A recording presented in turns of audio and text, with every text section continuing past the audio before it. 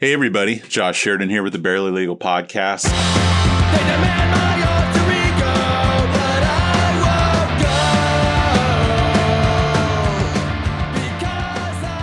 won't go. On today's show, we have Spoon Douglas, who is a local musician, among other things. He's got 3 great acts that he's currently a part of, and I think he's been a member of other acts. There might even be new ones to come, which I can't talk about today. But in any event, he has got Pilot Jonezz. He's got what's Uniform? The Unknown Vices. Unknown Vices, and then Actual Tree are the 3 that are going on currently, right? Yeah, it was my primary.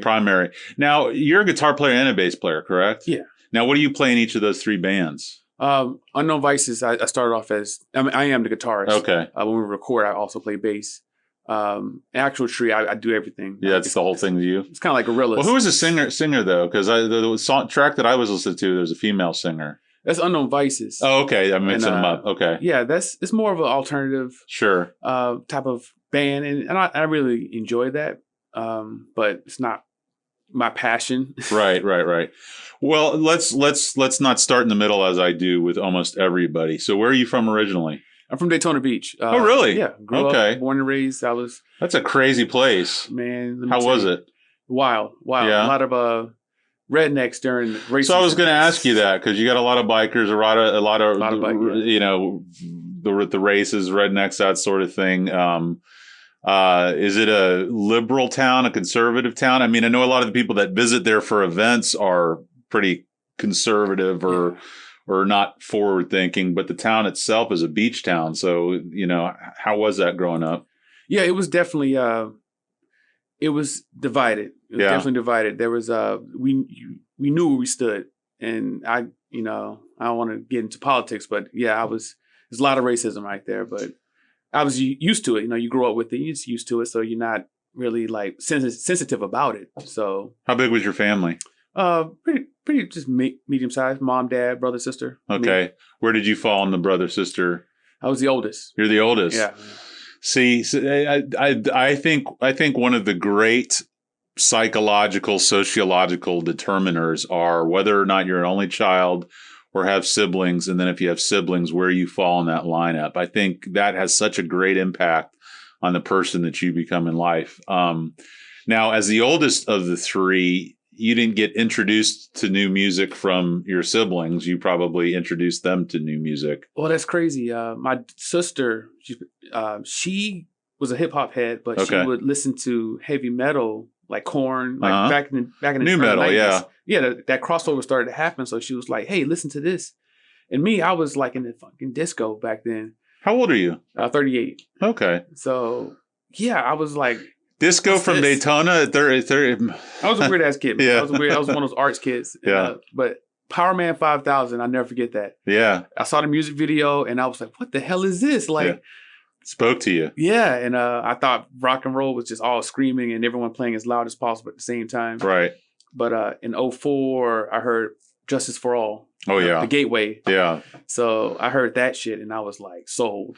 And Justice for All was definitely the gateway for me. I'm trying to think what came first. I think it was Injustice for All. Then it was Appetite for Destruction. But those are pretty close. There's got to be right around 87, 88. Okay, yeah. That time frame. But I remember seeing the video for One. And just heavy. Like that just seemed like the darkest thing ever in the world. And I was like, what is this? This is awesome. Yeah. And then you'd see these pictures of them like all black and they'd have their plane and they're just like, you know, and I was this little only child Catholic school kid, you know, never got into trouble or anything else, but you know, in my bedroom with this dark metal music going on. And that's so your little sister introduced you to it. Yes, that's a first. Yeah. Now, Douglas, like, where did your family derive from originally? What's the history there? Well, actually, my real name is Ryan Ingram. Okay, but my family, they're They're from all over the place. Okay. I didn't meet my dad till later, so a lot of my family's from the South Carolinas Okay. and Georgia. So a lot of country Yeah. Yeah. folks. Yeah. South Carolina and North Carolina are interesting because you can have two very different experiences there depending on how close you are to a college. Yeah. You Yeah. Those little college enclaves are kind of the saviors of otherwise interesting Bible Belt towns that you come from. So in high school, you said were you an artist or were you an athlete or were you both? Or Yeah, I was the band kid. I used to skip PE to go to hang out in the band. I played trumpet. Oh, really? Of course. Yeah. Do you still play? No, I put that damn thing down as soon as I graduated. Trumpet's sexy, man. I love watching all the old, like, Miles Davis, John Coltrane, all those old videos. I mean, that's a whole other language. I mean, that's kind of a world unto itself within music. So after band, after high school, where'd you go? College, community college. Where'd you go? DBCC. Okay. It was our local college. Okay. What'd you study there? Psychology. Really? All things, yeah. What drove you to that? That's where the ladies were, man. Interesting. That's where the crazy ladies are, by the way. Yeah, that's what I'm like. I could do physics and engineering, but I was like, these are all these damn dudes here. Nice. Sausage party. The sausage. I always thought that would be a great band name. I know there's been a movie there. Anyway, are you on the fictitious band name registry? No. I got to invite you to that. Really? Do you know Devin Brady? No. So he's a local musician. He's a firefighter. He's a contractor. They're actually building this great thing over here in Ybor Heights called the Peninsularium, which is this interactive art installation where it's all these trailers and each artist does their own one where you can like touch the stuff and play with the stuff and everything else. But his other claim to fame is he started this Facebook page called the Fictitious Band Name Registry, and all it is people just coming up with stupid band names, and it's the funniest thing. I'll invite you to it as soon as you're done. It's the funniest thing out there. Like I came up with Hispanic at the Disco the other day,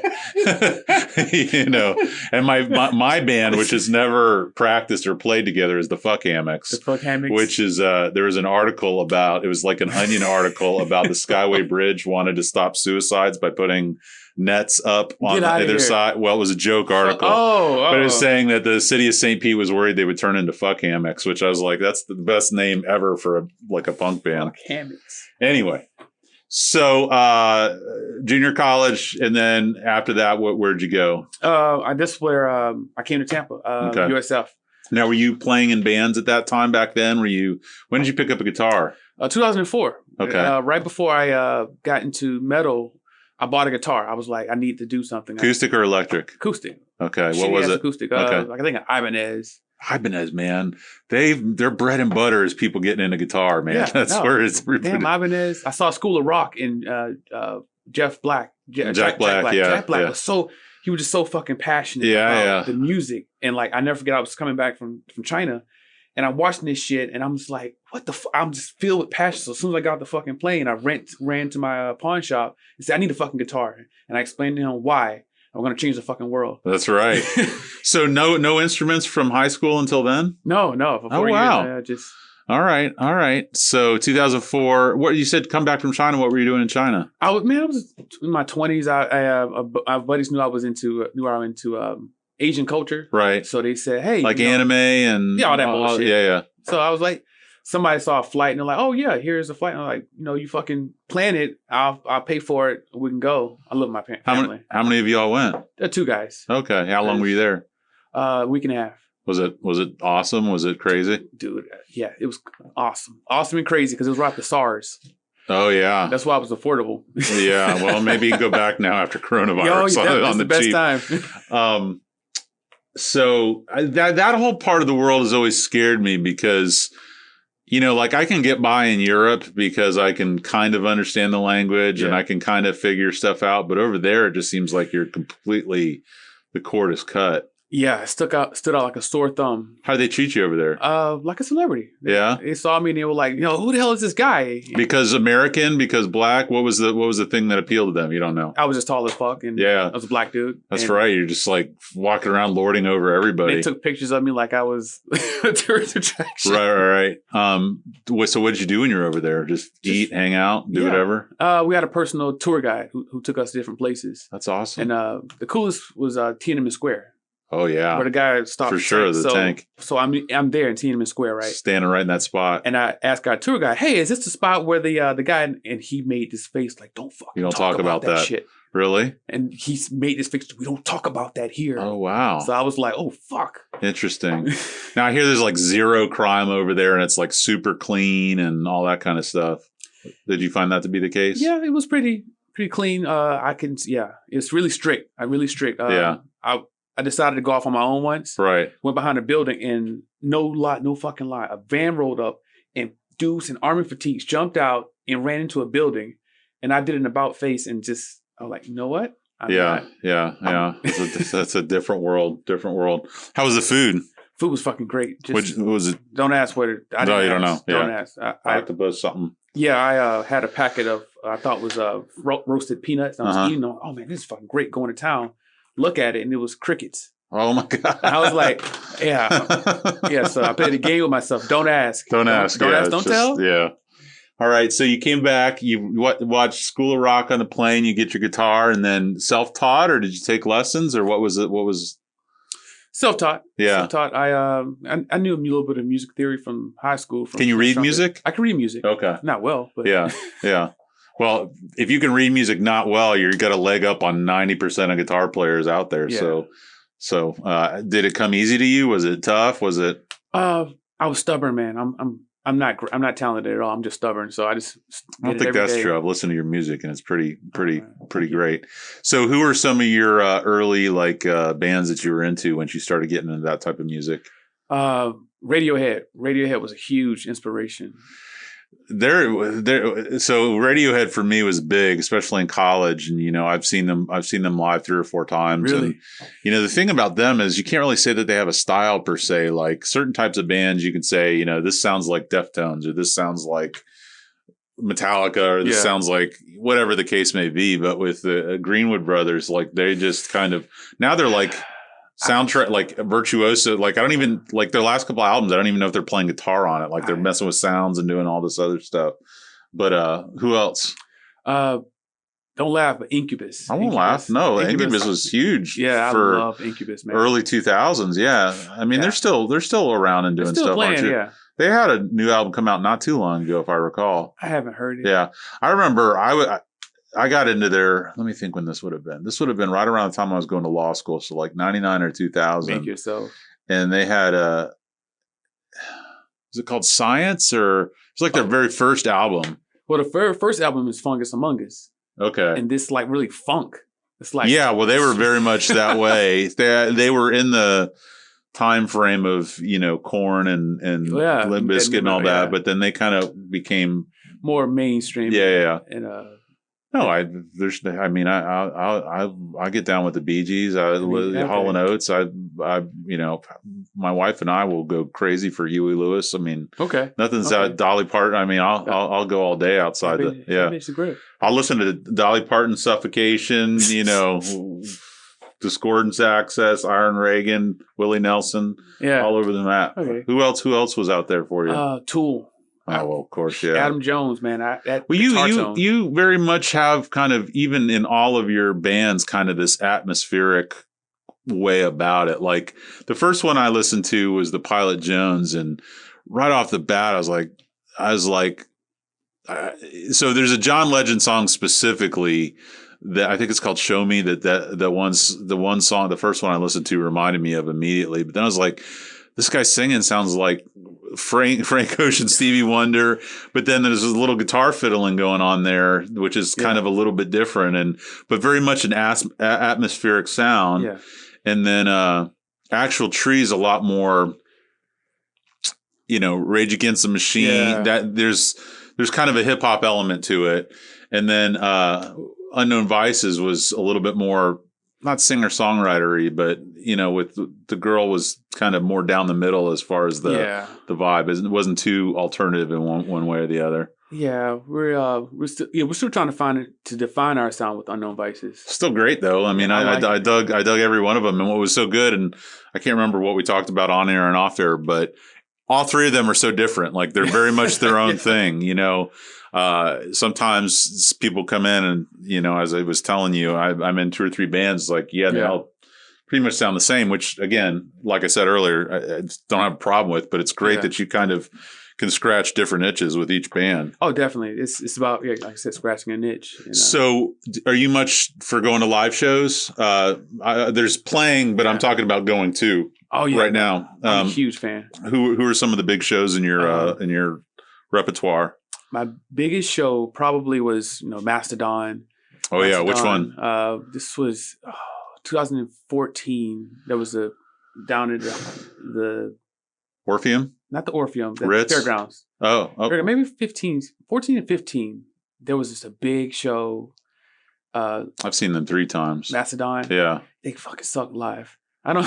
They've gotten a lot better. They've gotten a lot better. Well, no, it's true. It's you make a valid point because they had a tough time translating from the studio to a live show. So much going on. Well, and they've got 3 singers, and some of them can sing better in a studio with the help of whatever than they can live. And you have to imagine, with their newer stuff, Ron Daler, the drummer, is doing a lot of the singing.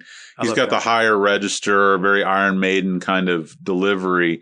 But you got to imagine playing drums is exhausting, especially that type of music, and to somehow technically, and sing at the same time. I mean, if you're the Eagles and you're Don Henley, I mean, you can just tap a cymbal and sing whatever. But dude's like running a marathon and singing at the same time. That's crazy. And then Brent Hines, who's one of my personal guitar heroes. I'll show you. I got a signature model in my office. Yeah, I met him. I met him too. Gibson? It was the Epiphone, the V though. But he's half in the bag half the time. He's had his nose broken a bunch, and so in the studio he sounds like Ozzy. In person it gets a little bit dodgy, but no. So Dan Byers, who's in Wolfface, he's got Rock Garden Studios over in Pinellas, and he records all of Troy Saunders stuff. The bass player, lead singer, he's done some of the stuff for Mastodon. I love his singing. Yeah. He just did Kvelertak, that's like a Scandinavian metal band. He just released something early, and it's fucking dope. Yeah, and he sings on it. Really? Yeah, and he sings on the new Killer Be Killed. I don't know if you've heard Killer them. Be Killed with Ben Kohler, Cavalera, Ben Kohler, and Greg Picciotto from Dillinger Escape Plan. That album. They only have one, right? No, they just put a new one out. They did? Yeah. Oh, shit. You got to check it out. I got to check it out. So anyway, so Mastodon was one. Who else? So what are some other big shows for you? I'm a big fan of Seven Dust. Really? Okay. Seven Dust. They played a lot. Are they a local band? Are they a Florida band at least? I think Jacksonville.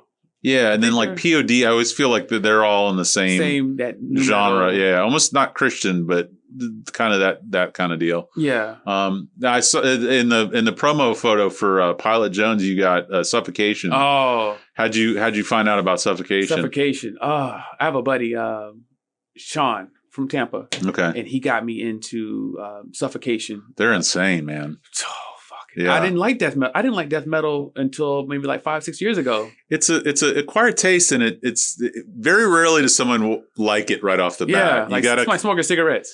Yeah, it's or drinking beer or drinking coffee or whatever. It's what the hell is that? It's wait a second, let me try that again. Oh, okay, I can kind of figure it out.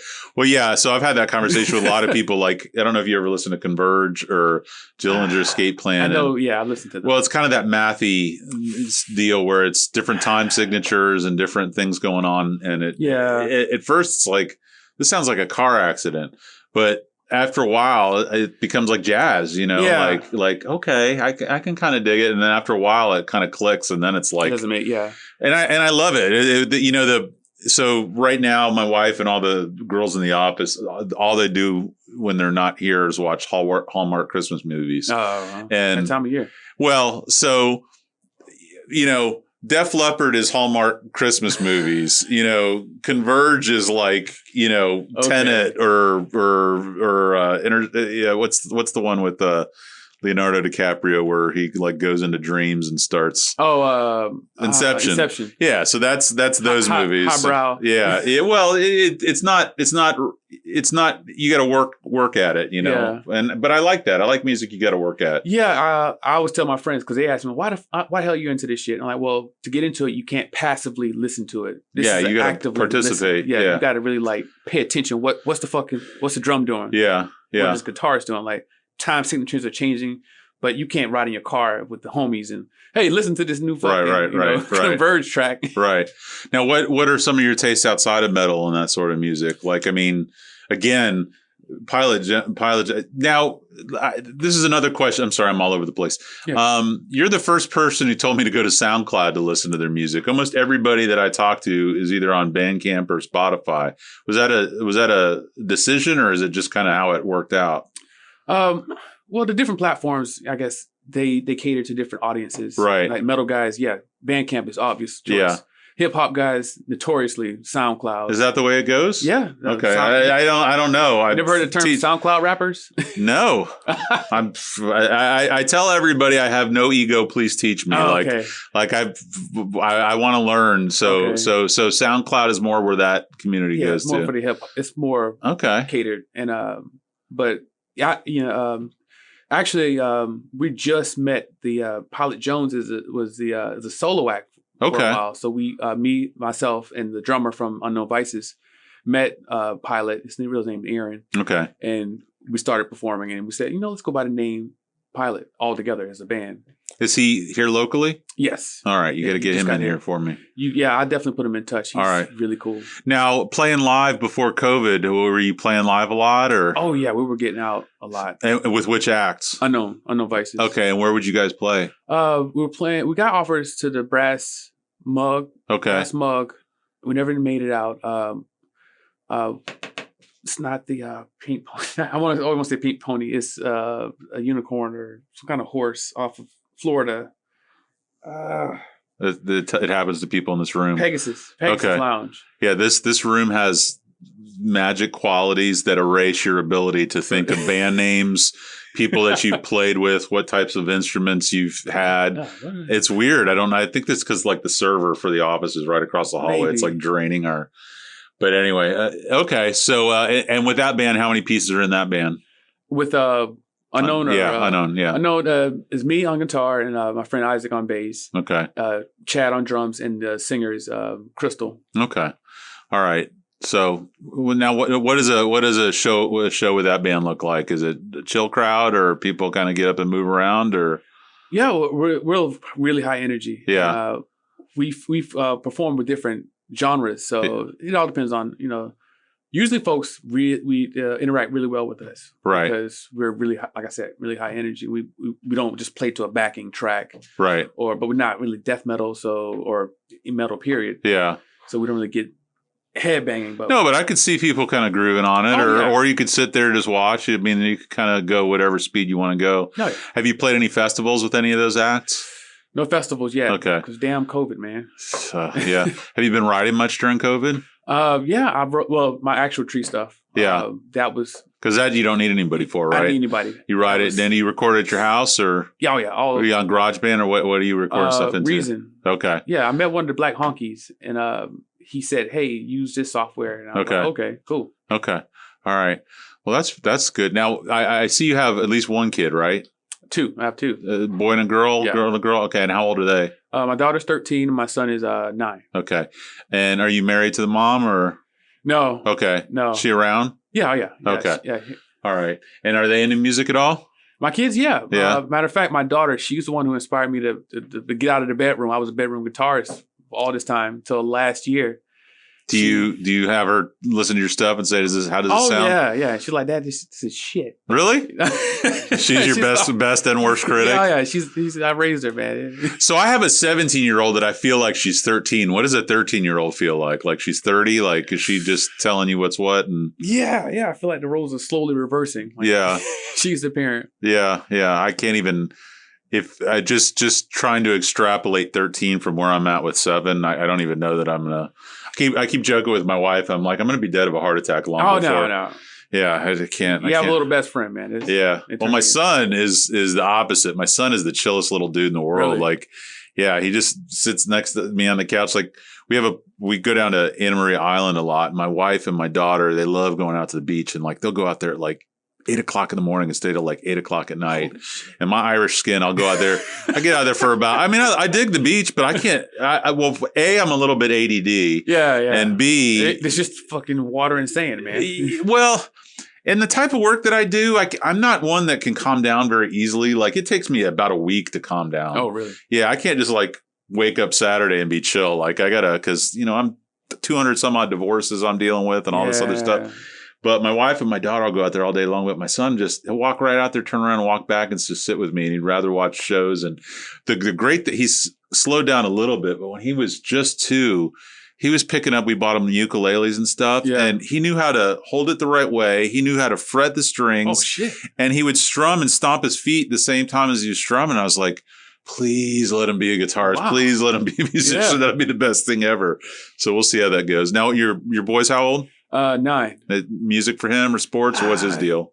We're trying everything. Like I said, he shows interest in something. Like, oh, you like drums? I bought a $500 drum kit. Yeah. I'm there with you. Like you don't want to push it. You don't want to make it a chore. But if they want to do it, you figure it out for them. So, any other big shows that were life changing for you?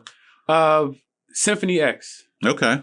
Big fan of Symphony X, and that was kind of my favorite, my first and my favorite show because they play like real technical symphonic metal. Yeah. But when they played it live, it was like a fucking hip hop show. There was so much groove to it. Yeah. And I'm like, the fuck? Like, I wasn't mad that it sounded nothing like the album. Sure. But I was like, this is why I like prefer live music over recordings. So when I go to concerts now and I pick up the CD and I take it home, like it's shit compared to the show. No, I mean, it depends on the act, but for sure. Do you ever listen to Devin Townsend? I love Devin Townsend. Yeah, because he's not one of my people, but really? if you're into that Ocean Machine, man, he's a very virtuoso, and if you're into that type of thing, I mean, that's where it's at. Yeah.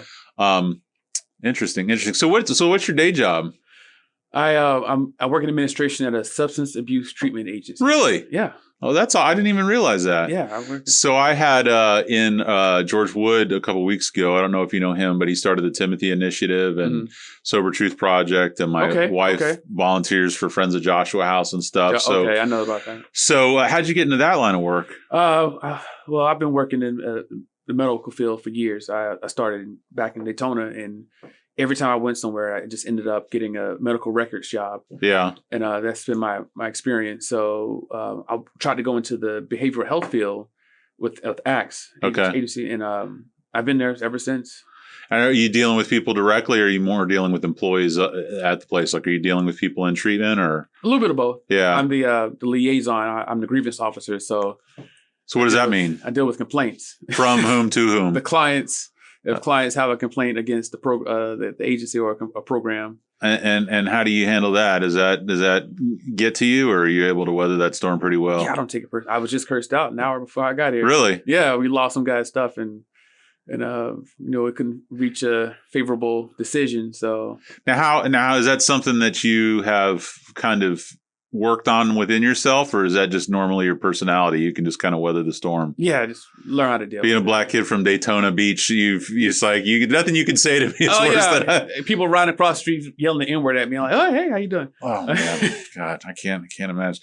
So, I just can't even. Well, I mean, with this job too, it's a lot of complaints, but I don't deal well with them, and it's something I always have to work on. And you don't take it personal. Yeah. You try to be empathetic to the person that's, if I'm in substance abuse treatment, I'm pissed off. Right. I don't want to be here. This fucking sucks. You guys fucking suck for making me do this shit. Right. So, any misstep, it pisses them off. Now I listen to them. I'm like, I wait until the person has expressed why they're so upset. All right, what do you want me to do? How can I make this right? How can I make you feel better? And usually they're like, just listen to me. That's it. Like, just tell them not to be assholes. Let them hear it out. Yeah. Yeah. And I'm like, will do. I'll tell them not to be an asshole. Is there anything else? Like, no, I'm good. Thank you. Well, it's almost like the rope-a-dope I always think of is let people wear themselves out. Just let them get it out of their system and just, okay. You're a parent, so you know. Yeah, well, I know sometimes I forget and I kind of lose my shit. But I lose my shit with my son all the time. Are your parents still around? Yeah. Are you close with them? You talk to them? Oh, yeah, all the time. Yeah, what about your siblings? I have a little brother. And my little sister passed away. Oh, really? Yeah. I'm sorry to hear that. Yeah. Was that recent or was that? 2001. Okay. So it's been a little while. That's got to be tough, man. Yeah, it happened around this time. It never gets easy.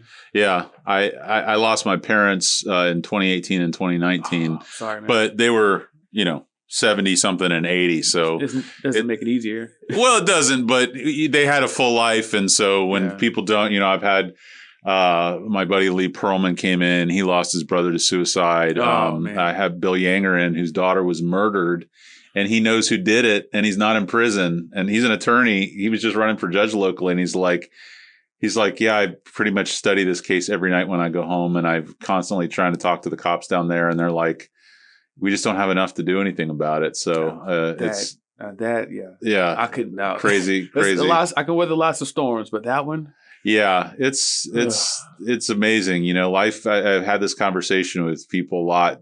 Life is a motherfucker, and no one gets out alive. So you got to have a sense of humor about it. Yeah, you got to figure out it finds ways to humble you, and you got to let life wear itself out, just like you do the people making complaints. So, any plans to record any music coming up? If my house stops fucking flooding out, I'm gonna record more actual. You got issues with flooding? Yeah, my house. You got to talk to Marie, my partner. She does all the property insurance litigation. Oh, really? Yeah, she'll get after your insurance company. Yeah, you got to talk to you. Love Marie. Oh, yeah. well, this is great. Yeah. So why is it flooding? Are you in a flood zone A, or what's the story? Just the house was built real fucking stupid. Yeah. What part of town? You don't have to give me obviously. Riverview. Okay. No.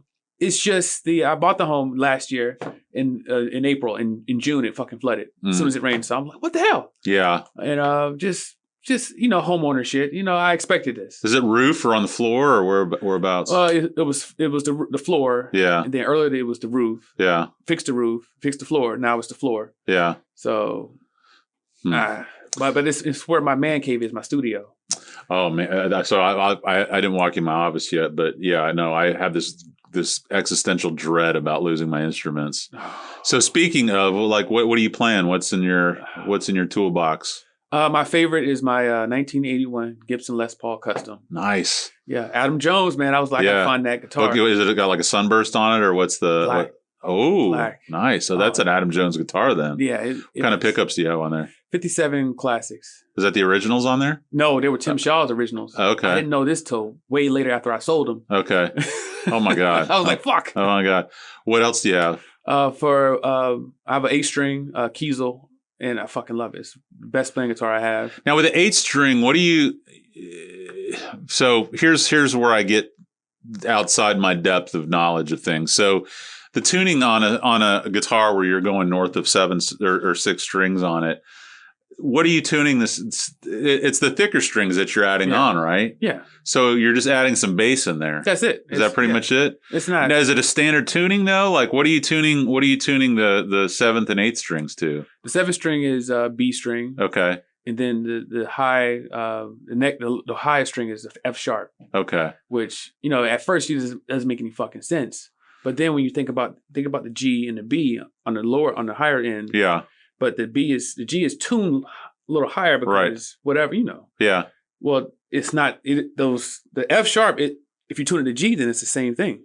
But you're what kind of chords are you playing on that? I mean, it's just once you realize that all the patterns repeat, all the notes, it's just like, because I could see it. You can fuck around with scales and all that kind of stuff on there, but with chords, it would mess my mind up just a little bit thinking about it. Because power chords. Can you do power chords on the top too? Yeah, just power chords. Okay. All right. But now, can you do like a drop D tune on that too, or? Yeah, lots of people detune, and then I'm too fucking stupid, man. I lose. Well, I heard the big thing with the detune is you can do power chords with one finger. Is the big. Yeah, but it fucks me up with scales. Yeah. And when I'm trying to do leads, I'm trying to rearrange my mind. Like, all right, this is now not an F sharp. This is a whatever, and I'm like, what the fuck is going on? We talked about some of your bands. What about Guitar Heroes? Guitar Heroes. Oh man, that's a good question. I love my boy from Symphony X, Michael Romeo. Okay. But Roy Clark. Oh, really? Roy Clark is, I think, a guitar god. Really? Because he makes it look fun. Like, there's people like, Yngwie Malmsteen. He makes it look fun too. Yeah. But it sounds like shit. Roy Clark can make it sound so much fucking fun. Right. And look like he's having fun with it. Yeah. I mean, there's people who play and make it look easy, and, they might not be technically doing just insane stuff, but I'm a big fan of Josh Homme, who was in Caius and Queens of the Stone Age. Okay. Because he has this, there's a great video on YouTube. I'll send it to you if I remember to. Yeah. But he talks about how like he'll either remove a note from a scale or he'll play one note off in a scale just to kind of give it a darker vibe. And all of that music has got it. Like I can hear a song and within seconds know that it's him. But one of his big heroes and another person is ZZ Top. And those guys talk about making it look easy. They're ridiculously talented, but they're completely shithoused when they're playing most of the time, and their beards are hanging over the strings. I was wondering how they play. Oh my god, I think they're high and drunk as shit every time that they're playing. The guitars are by their ankles. With their beards all over it and everything else. I can't even figure it out. But what I spend most of my time playing though, just because it's easier, is like Misfits, Black Flag, Minor Threat, Descendants, fun punk shit. Just 3 chords and an attitude, just jamming away at it. That's all you really need. Yeah, well, I showed you that Most Right guitar, which is Johnny Ramone's guitar, and I always thought those were badass because they look like upside down Strats. It looks so funky. Yeah, I bought a V, which is great, but you can't play it sitting down that easy. So you said you're looking at maybe playing bass in a band coming up, and I won't talk about the specifics, but what type of bass are you playing? I just got a 5-string Jackson. Oh, really? And I'm wrapping my head around the 5-string. I was falling in love with the 4-string. I bought a Fender Jazz Deluxe. Yeah.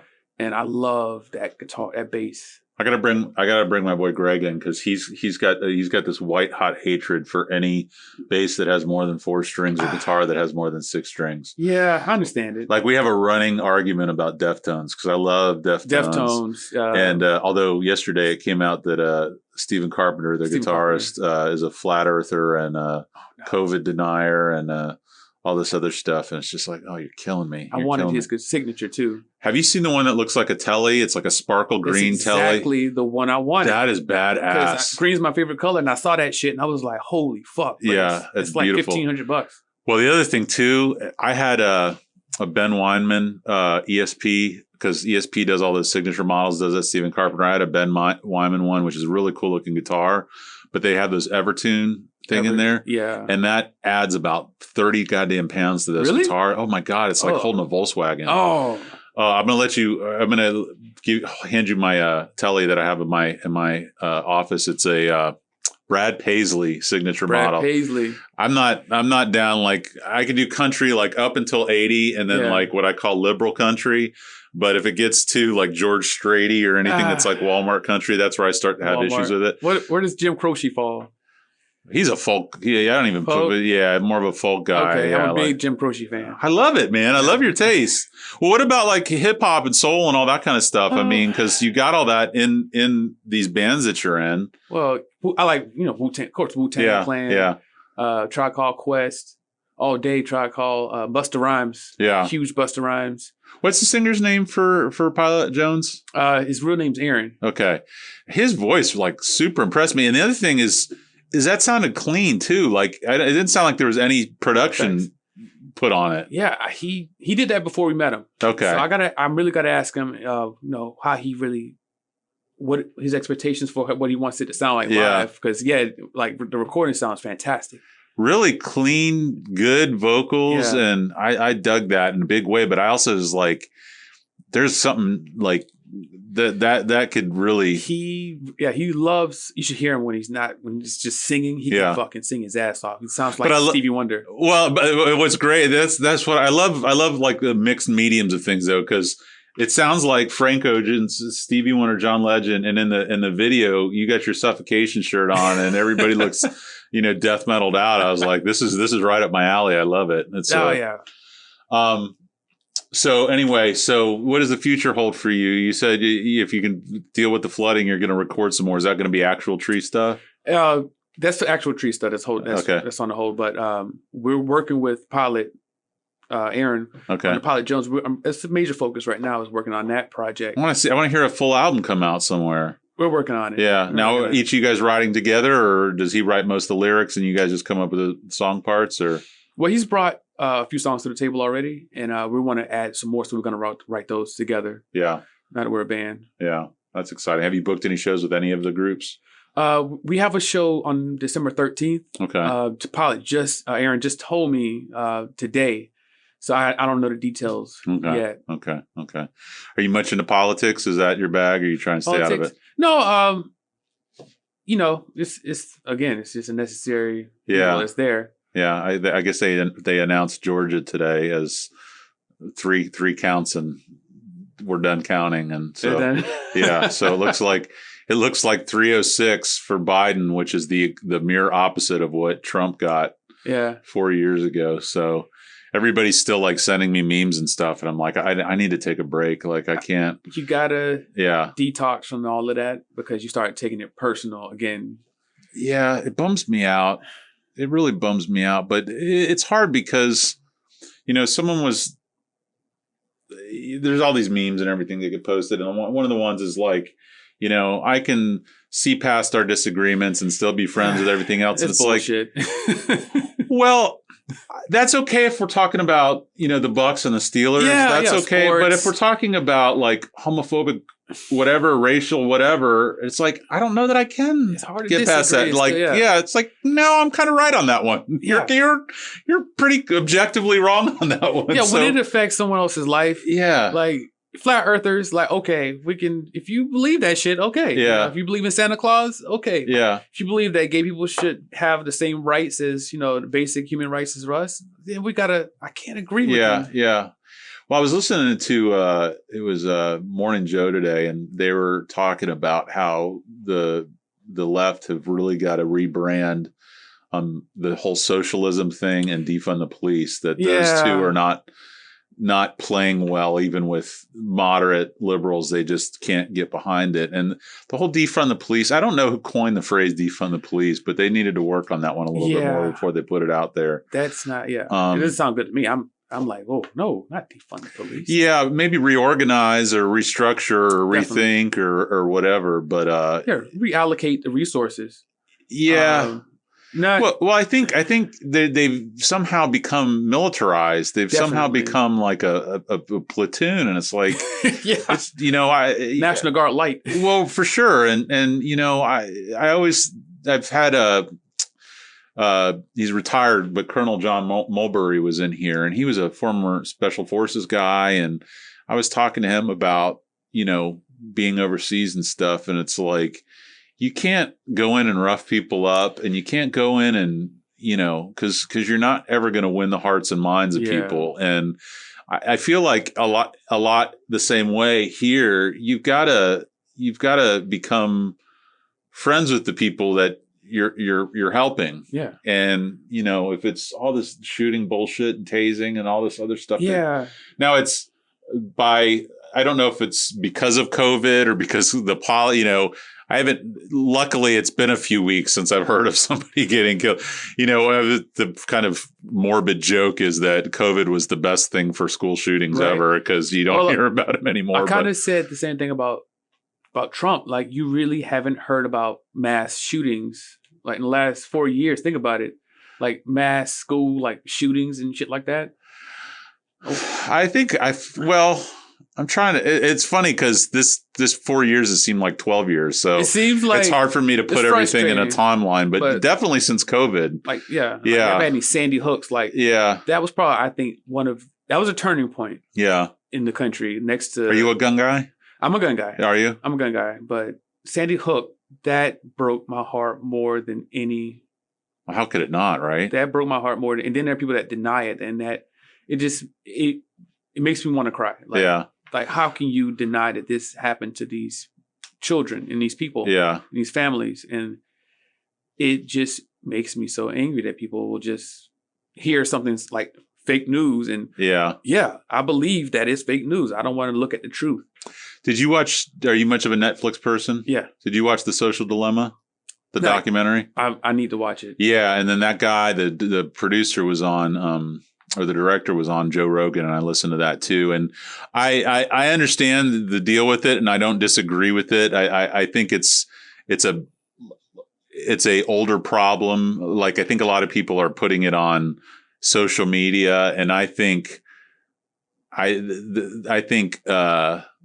sales and capitalism and government and all these things have been tinkering with people's views on things for much longer than the social media has been around. You know, there was a book called Hidden Persuaders that my dad always used to talk about. And one of the big things in that book was when you walk into a grocery store, you know, things that are eye level versus not eye level, things that are at end caps versus not end caps, and where placement by the register. And just, you know, when you talk into like geolocation, like, you know, you're near a shoe store and you search something and then all these things pop up, and attorneys are doing it now with personal injury. You're near an emergency room and you type attorney and all these, you know, or like people think Alexa hears you. It's like, I was just talking about some. Well, I think that's true, man. Yeah. I mean, it specifically will advertise shit to you. Yeah. Well, you got to check out that Social Dilemma though. It's pretty crazy because it talks about how like content on YouTube, people spend more time watching conspiracy content than they do that's non-conspiracy, that's kind of like fact checked. Yeah. So it's much more easily available on YouTube than stuff that's like peer reviewed and a little bit more educational. Yeah. My daughter, she loves watching conspiracy theories about like her shows like Five Nights at Freddy's. Oh yeah. She loves conspiracies. Well, so the whole thing, the whole point of that documentary is that businesses, governments, politicians, all these things, is the whole goal is to keep your eyes on a screen for as long as they can. Yeah. So what's going to keep your eyes on a screen? Is it going to be boring ass stuff about the history of Florida, or is it going to be flat earther, anti-vaxxer, COVID denier? Florida doesn't exist. Yeah. Well, so those are the things that keep people going. Yeah, it's the media is a business. Yeah. So I mean, I work in business, so I understand how business works. Right. Instagram wants to keep you on Instagram, so they show you beautiful fucking people doing stupid shit. So the media likes to sell you what engages you, which is fear and just that excitement. I mean, we don't want to admit it, but we're kind of excited when we hear about, it's a shooting. Yeah. You know, oh my God. It's like a car wreck. Prayer is sent, but you can't pull yourself away. You want to see how bad this tragedy is. So we love tragedy.